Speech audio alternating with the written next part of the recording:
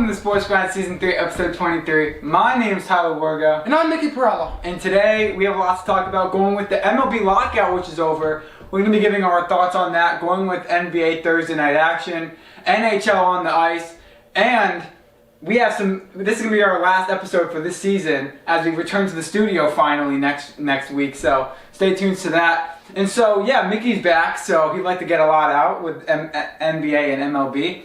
So let's start off with the MLB lockout, which is over finally. I mean, I'm going to give my thoughts right here first on it. I'm certainly just very happy that it's back. Dodger Baseball is back and returning. Opening day will start April 7th. They pushed it back a week, but that's fine.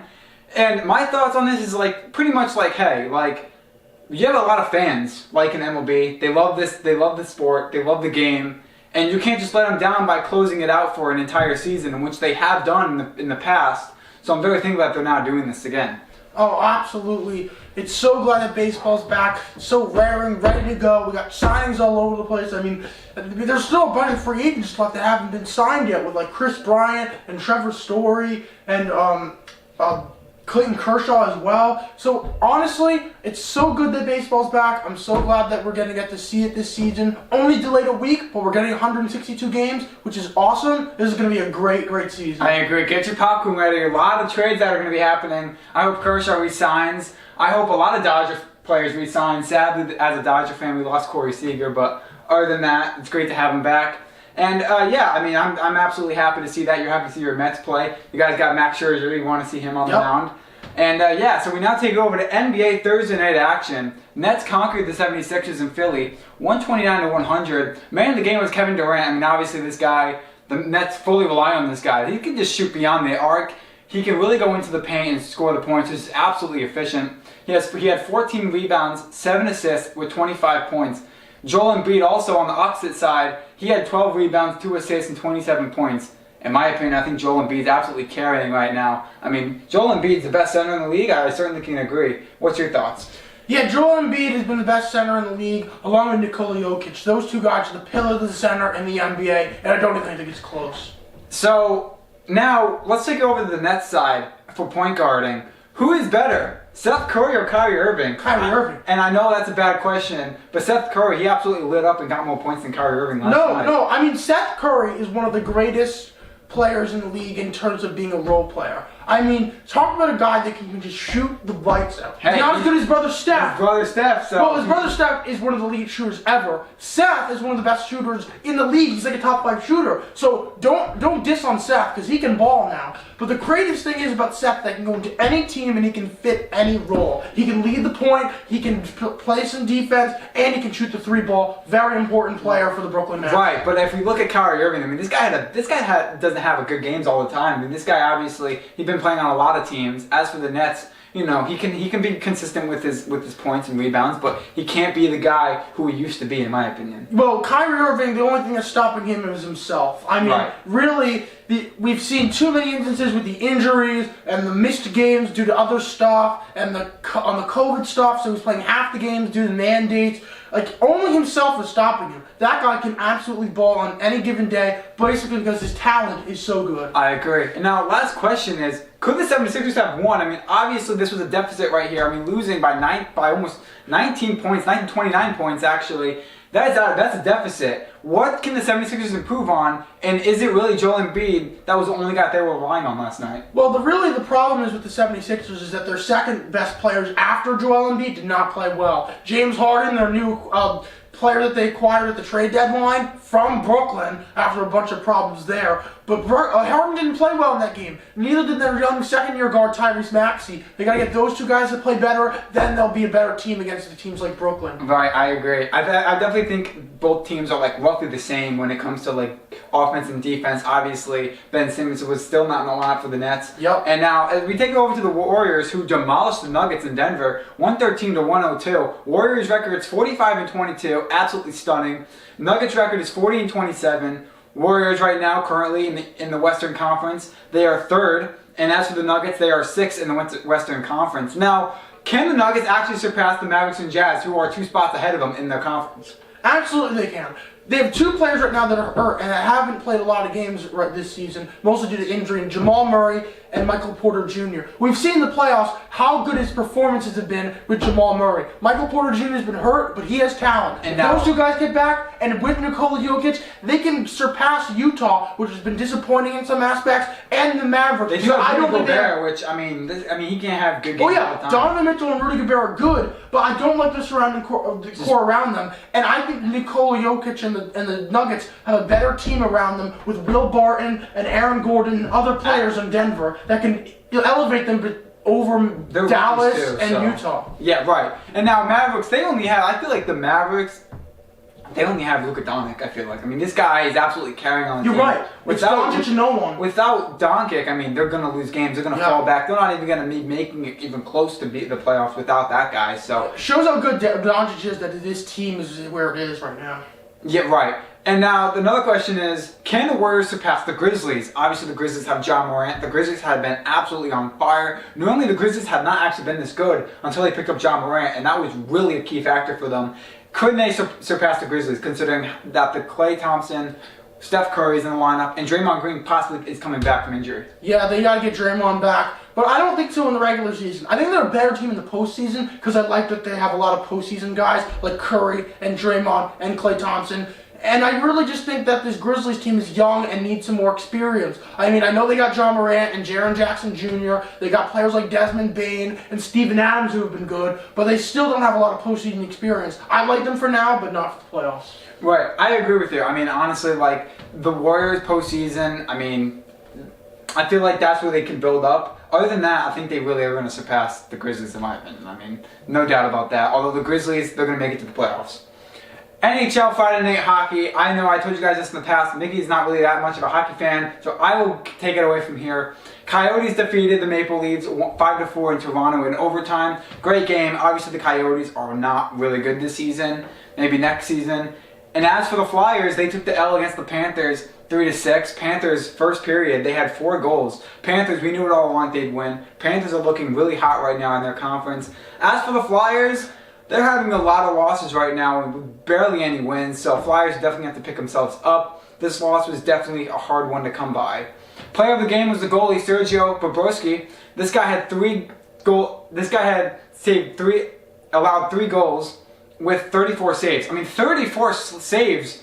Wow. I mean, the Flyers took advantage of this goalie non-stop, and this goalie was just not allowing it. This guy saved 34. That is absolutely crazy. As for Sean Martin, he's injured. As the first period, he got injured. He got a head injury. Really awful to see. Really awful to see. And that really costed the Flyers. I mean, now we really look at it. Sean Martin's like one of their best guys. I mean, obviously, this guy didn't really have that much to go with in that game. He didn't have anything. He only had 2 shot on goals. That was about it. He really got taken out early in the game, which really hurt the Flyers. And now, will Scott Laughton come back for Philadelphia? He will, but not anytime soon. Obviously, the playoffs are coming soon. Hopefully, they can get him back. But right now, I don't think it's going to mean anything. The Flyers aren't making the playoffs. Bruins are now 4th in the Eastern Conference. As for the Blackhawks, they are 7th in the Central Conference. Blackhawks, obviously, they're not going anywhere this playoffs.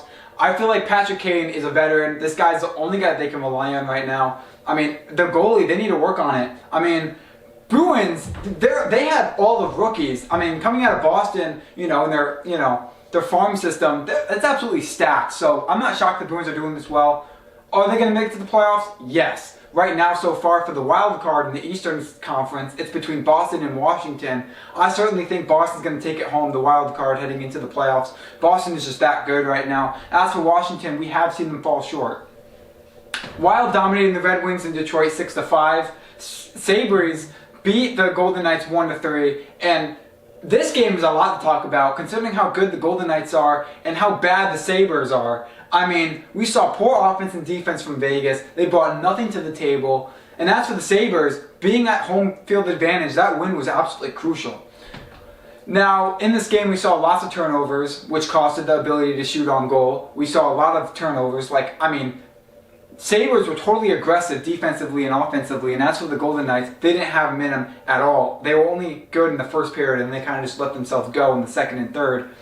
Now, how can they get future wins? How can Golden Knights come back from this shocking loss against a poor team like the Sabres? Well, it's definitely reduced the turnovers. Obviously, we saw lots of turnovers, but definitely the penalties. Obviously, one of their penalties, they had no goal. The Golden Knights had no goalie because of the penalty that the goalie had. So without that goalie in there, they were able to score on them, which really cost it. So yeah, definitely reduce the penalties for future wins, and definitely you need to have your goalie in there. When your goalie's out on a penalty, that's bad.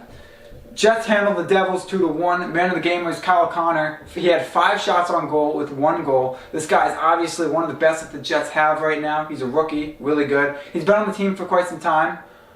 And now both teams did really well handling the pressure from both sides. Offensively and defensively, these guys are really fast on the ice. Now, the question is, can the Jets keep their 2-game win streak alive?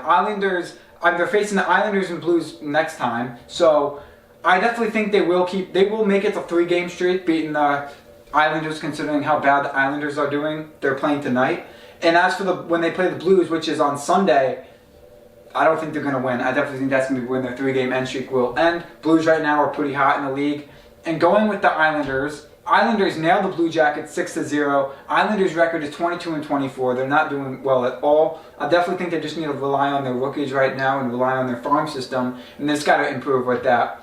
Blue Jackets' record is 28-27. Andy's Lee performs his first hat trick. As he's a rookie, this is his first season with the Blue Jackets. Feels great to have a hat trick, considering that against the Islanders. Islanders refused to get up the puck. I mean, obviously they destroyed the Blue Jackets. Great win. They definitely refused to give the puck up with the aggressiveness that they had on the offense. That was really key for them. Blues ended the Rangers at the Enterprise Center 6-2. I'm really upset about this game as a Ranger fan. Obviously, the Blues are really good. As for the Rangers, I'm just happy that they're keeping the wins and losses consistent. I'm not looking for them to enter the playoffs, but I'm looking for them to at least improve and keep their wins and losses, right where they stand. Man of the game was Robert Thomas for the Blues. He had 4 shots on goal with 2 goals. Igor Shesterkin got pulled from the game as a goalie for the 2nd time this season. Obviously, Igor, he's absolutely some guy to look at for the Rangers. He's a rookie. But considering you being pulled from the game because of how bad you're doing is absolutely not okay. I feel like he definitely needs to improve. I mean, keep this guy off the ice if he's not doing this well. But yeah, am I shocked that the Rangers lost? No. Blues are really good. Reason for Ranger loss. Like I said, the goalies. The goalies right now are completely costing the game. They gave the Blues the points. As for the offense that the Rangers have on the ice, they were doing perfectly fine. Half of the team had like 8 shots on goal in total. They had a lot of shots. So it just was not going in. But definitely I think of the goalies really not having that good of defense was the reason why they lost. Rangers are 2nd in the Metro East Central, so that's pretty good. They're still holding on for the playoff spot. As for the Blues, they're 2nd in the Western Central. Blues, no doubt, going to the playoffs. I don't think they're going to be going for the wild card. As for the Senators, they topped the Kraken 3-4. Predators overcame the Ducks 1-4. Flames destroyed the Lightning 1-4. Sharks destroyed the Kings in LA 4-3 in overtime. That was a great game right there. I mean, considering how good the Kings are doing, the Sharks, I mean, they're not as good as the Kings. So that win they pulled off in overtime was really good. We saw a lot of aggression in that game. Kings, it's still up to debate whether they make it to the playoffs, but we're getting closer for NHL playoffs. Going with the NBA playoffs, things are looking really good, so stay tuned to that. And now that's going to wrap it up for NHL hockey. We now are going to take you over to NFL. I know NFL, we've been on break with that for a bit, so we're going to just talk to you guys about the Deshaun Watson cleared of charges. This guy, obviously, the Deshaun Watson cleared of charges is actually a huge news that went around. So now, what's your thoughts on that? Yeah, it's big news for the reason that he's finally going to be able to get traded. He asked for a trade earlier in 2021, but he did not get traded because of all of these accusations that have proven to be at least not enough evidence for him to get charges. So he's free. I guess he's going to have to do civil stuff, but he's on the Texans, right? He's still on the Texans, yeah. But he didn't play the whole year. He's been kind of on the restricted list. Now he's going to be able to get a trade. Look at 2 teams for him. Look at Seattle and look at Carolina for him. And as for, we've seen a lot of moves already. We've seen Khalil Mack get traded to the Chargers. We saw Russell Wilson get traded to the Broncos. We see Aaron Rodgers decide that he wants to stay in Green Bay. A lot of stuff is happening. Watson could be moved soon. Check out for the next episode. I want to say something about this. Traded by them. Watson, I mean, this guy I mean, the Texans need him. I mean, who are the Texans going to get without Deshaun Watson? The Texans are already probably not even going to have a good season. The Texans are already down the tube. They're not going to lose another guy. They're not even going to have a good season next year. I don't even think they're going to have a good season for the seasons to come. They need to get the rookies. They got to really step up in the draft. They really got to get their picks correct. Yep. I mean, Deshaun Watson, I mean, this guy's the only guy they kind of need. Besides that, their defense is just, I mean, it's kind of over for them. So before we wrap up the show, we would like to talk about Season 4, which is coming next week. We will finally be in the studio, going with the show being every other week, which I think is a plus. I mean, I don't think the show is really worth being every week, considering that there's a lot of, it's just, mid-NBA talks. And, besides the NBA happening, we're also going to be talking about the local sports around town as a local station, I definitely think that would be crucial to have, and it will get a lot of attention. And Mickey will not be here next time, so this is his only time he'll be here. No. So when's the next time he'll be back? I think the next time he'll be back will probably be April. If not April, I'll be back in May, and then I'll be there for at least the whole summer. So that'll be nice. That's good. So One more thing. We've been here in this recording studio for a long time, almost 2 years.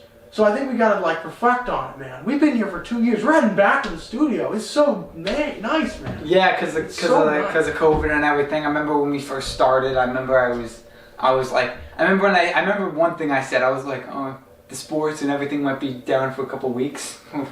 Ended up being almost 3 years. Almost 3 years actually. Yeah, I know. So I mean, that is absolutely crazy to hear. And coming back to the studio, we definitely want to have some changes going with like I said, we want to do local teams around here. We want to do maybe hockey from Danbury. Maybe we want to do some things that are around the studio as we live in Connecticut. So obviously that should be great to see. But we will be talking about the Nets, the Celtics. I'm going to be talking about the Dodgers and all the local sports teams, but we're not going to talk about every game that went on in the NBA, which I definitely think is fair considering how long and how boring the games could be, because some games don't really matter. So with that being said, my name is Tyler Wargo. And I'm Mickey Perlo. Thank you for tuning in to Sports Guide Season 3, Episode 23.